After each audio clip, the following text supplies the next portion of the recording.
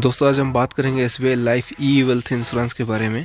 दोस्तों ये एक ऐसा बेहतरीन इंश्योरेंस है जो मार्केट के हाई ग्रोथ रिटर्न के साथ साथ आपको लाइफ कवरेज की इंश्योरेंस भी देता है। दोस्तों ये बाकी सारे लाइफ इंश्योरेंस से कैसे अलग है और कैसे बेहतर है, चलिए बात करते हैं।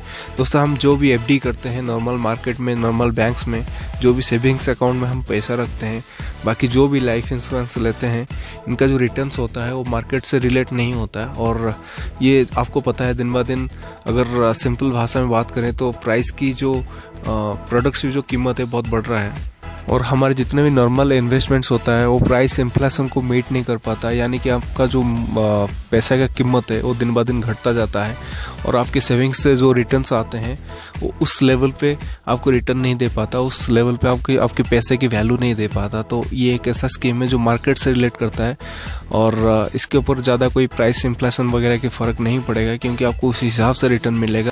तो चलिए फिर बात करते हैं स्कीम की फीचर्स के बारे में। दोस्तों ये जो स्कीम है इसमें दो तरह के इन्वेस्टमेंट्स रहता है कि इक्विटी और एक डेब्ट में इन्वेस्ट होता है। अगर आपको पता नहीं इक्विटी और डेब्ट क्या है उसको आगे हम बात करेंगे। और इसका जो लॉक इन पीरियड होता है दोस्तों ये 5 साल के लिए होता है, यानी आप 5 साल से पहले इसको सरेंडर या विड्रॉल कुछ भी नहीं कर सकते इसमें से। तो लगभग 5 साल के लिए आपका पैसा लॉक इन रहता है। उसके बाद आप 6th ईयर से आप पार्शियल विड्रॉल कर सकते हो। और नेक्स्ट जो सुविधा है इसमें ऑटो एसेट एलोकेशन है। दोस्तों इसमें आपको ये समझ लेना चाहिए, यानी कि आपकी जो पैसा है ये मार्केट में आपको इन्वेस्टमेंट हो रहा है, ये आपकी जो एसेट की मैनेजर वो करेगा, तो ये बैलेंस मेंटेन करेगा किस हिसाब से इसको इन्वेस्ट करने से आपको ज़्यादा से ज़्यादा फ़ायदा होगा। इसको बोलते हैं ऑटो एसेट एलोकेशन। और जो है नेक्स्ट अगर हम देखें इसमें टैक्स बेनिफिट्स हैं सेक्शन 80C अंडर में और सेक्शन 1010D की अंडर में आपको टैक्स बेनिफिट्स मिलेगा। अगर आपके एक सैलरीड पर्सन है और अदरवाइज आप कहीं टैक्स की जो स्लैब के अंदर आ रहे हैं तो आप आपकी जो टैक्स कंसल्टर है उनसे बात करिए कि मेरा एक एसबीआई ई वेल्थ इंश्योरेंस है और इसके तहत मेरे को क्या टैक्स रिबेट मिलेगा, वो आपको उसके तहत आपको सुविधा मिल जाएगा। नेक्स्ट इसका जो मैच्योरिटी है अंडर सेक्शन 1010D के अंदर आपकी जो मैच्योरिटी की जो अमाउंट होता है उस पर टैक्स फ्री रहता है। और इस पॉलिसी की जो है एज रेस्ट्रिक्शंस है, मिनिमम आपको 18 ईयर्स होना चाहिए और मैक्सिमम 50 ईयर्स होना चाहिए।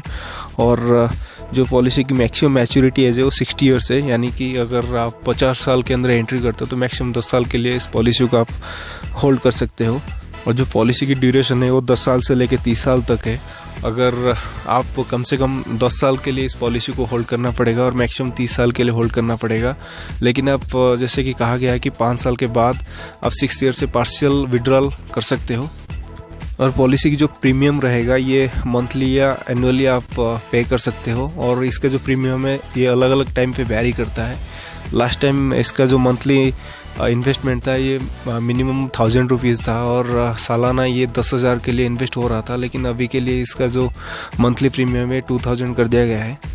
और सबसे बड़ी बात है दोस्तों इसमें आपको डेथ बेनिफिट्स मिलता है, जो कि एक बहुत अच्छी चीज़ है, जो कि ऐसा एक पॉलिसी है जो मार्केट के उतार चढ़ाव से रिलेट करता है और आपको एक लाइफ इंश्योरेंस के तहत आपको डेथ बेनिफिट भी मिल रहा है।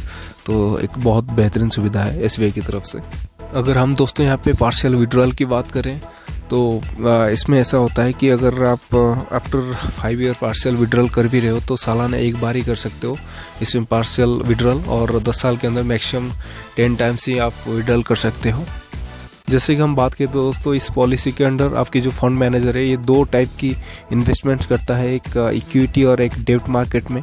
अगर आपको इक्विटी और डेब्ट के बारे में पता नहीं है तो दोस्तों एक सिंपली बताया जाए तो इक्विटी मार्केट वो होता है ये मैक्सिमम मार्केट के उतार और चढ़ाव में ज़्यादा रिलेट करता है। और इक्विटी में जो भी इन्वेस्टमेंट्स होते हैं ये कंपनीज़ में होते हैं, जैसे कि लार्ज कैप, मीडियम कैप और स्मॉल कैप जैसी कंपनीज़ में इन्वेस्टमेंट्स होता है और यहाँ से रिटर्न की जो सिक्योरिटी रहता है वो काफ़ी कम ज़्यादा रहता है। कभी कभी आपको बहुत ज़्यादा हाई ग्रोथ की रिटर्न्स आता है और कभी कभी बहुत माइनस में भी चला जाता है।